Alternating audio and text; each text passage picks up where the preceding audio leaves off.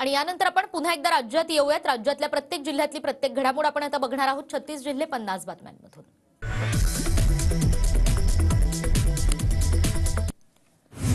केंद्र सरकारने इथेनॉल निर्मिती बंदी निर्णय मागे घेतल्याने शेतकऱ्यांचा जल्लोष। साताऱ्याच्या कराडमध्ये बळीराजा शेतकरी संघटनेकडून साखर वाटत आनंद व्यक्त।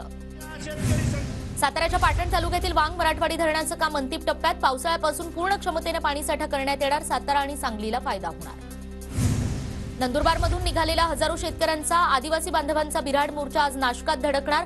17 दिवसात 432 किलोमीटरची पायपीट करत हा मोर्चा 23 डिसेंबरला मुंबईत धडकणार। नांदेड जिल्ह्यात मोठ्या प्रमाणात ज्वारीची पेरणी, हरभरा आणि गहू याकडे शेतकऱ्यांनी फिरवली पाठ। जळगावच्या पिलखेडा गावातील तब्बल 25 ते 30 शेतकऱ्यांचे क्लेम पीक विमा कंपनीने नाकारले। पीक विमा कंपनीच्या भोंगळ कारभारावर संताप व्यक्त। धुळ्यामध्ये केळीवर करपा रोगाचा प्रादुर्भाव, फळ उत्पादक शेतकरी संकटात।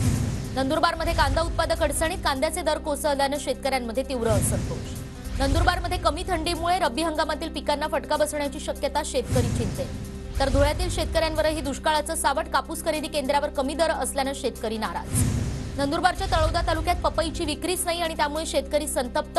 विक्री एवढा तरी नफा निघावा अशी शेतकऱ्यांची अपेक्षा।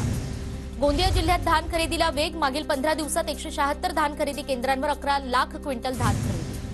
नंदुरबारमधील तापी बुराई प्रकल्पाला प्रशासकीय मान्यता मिळण्याची शक्यता, 15 ते 20 वर्षांपासून काम अपूर्णावस्थेत। धुळ्यातील नकाणे तलावात अत्यंत कमी पाणीसाठा आणि त्यामुळे नकाणे तलावात हरण्यामाळ प्रकल्पातून पाणी सोडण्याचे आमदार फारुख शाह यांचे निर्देश। नंदुरबारच्या सातपुड्यातील दुर्गम भागात आयुष्यमान भारत कार्डसाठी नेटवर्क नाही आणि त्यामुळे नोंदणीसाठी नागरिकांची मोठी जमछाम।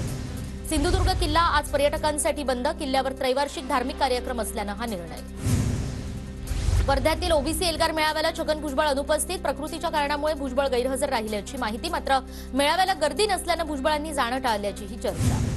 आज मराठा संघटनांसोबत जरांगेंची बैठक, अल्टिमेटमसह जरांगे आंदोलनाची पुढची दिशा ठरवणार। सरकारच्या शिष्टमंडळाने घेतली जरांगेंची भेट, 24 डिसेंबरच्या अल्टिमेटमचा विचार करा, गिरीश महाजनांची जरांगेंकडे मागणी। धुळे जिल्ह्यातील जवळपास 2024 अंगणवाडी कर्मचारी संपावर, मानधनात वाढ करण्याची प्रमुख मागणी। पालघर वाढवण बंदराची जनसुनावणी आता 19 जानेवारीला होणार आणि बंदराच्या पर्यावरणीय मंजुरीसाठी ही सुनावणी होणार। कोल्हापुरात छत्रपती संभाजी महाराजांच्या पूर्णाकृती पुतळ्याचं अनावरण, हसन मुश्रीफ आणि सतेज पाटील उपस्थित। पुण्यातील हडपसर ते दिवेघाट रस्ता चौपदरीकरण होणार, तर रस्त्याच्या दुरुस्तीसाठी केंद्रीय रस्ते आणि महामार्ग मंत्रालयाकडून निधी मंजूर। पुण्यातील सिंहगड किल्ल्याच्या कल्याण दरवाजाच्या डागडुजीचं काम पुढील आठवड्यात सुरू होणार, पुरातत्व विभागाच्या अधिकाऱ्यांकडून पाहणी।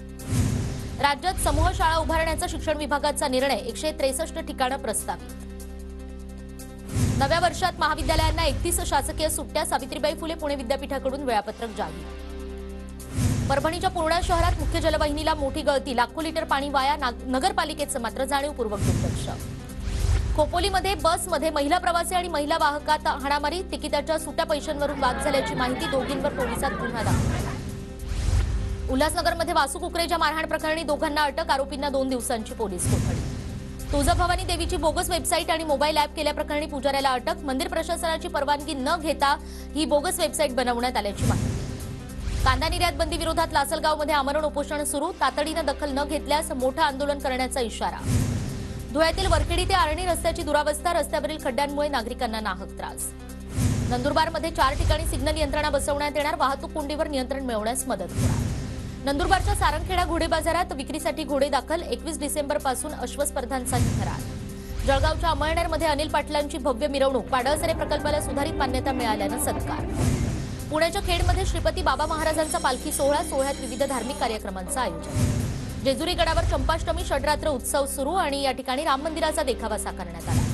पुण्याच्या धायरीमधील पॉवर लिफ्टिंग स्पर्धेत मयानी कांबळेला 4 सुवर्ण पदक, मलेशियामध्ये झालेल्या स्पर्धेत मयानी कांबळेची सुवर्ण कामगिरी।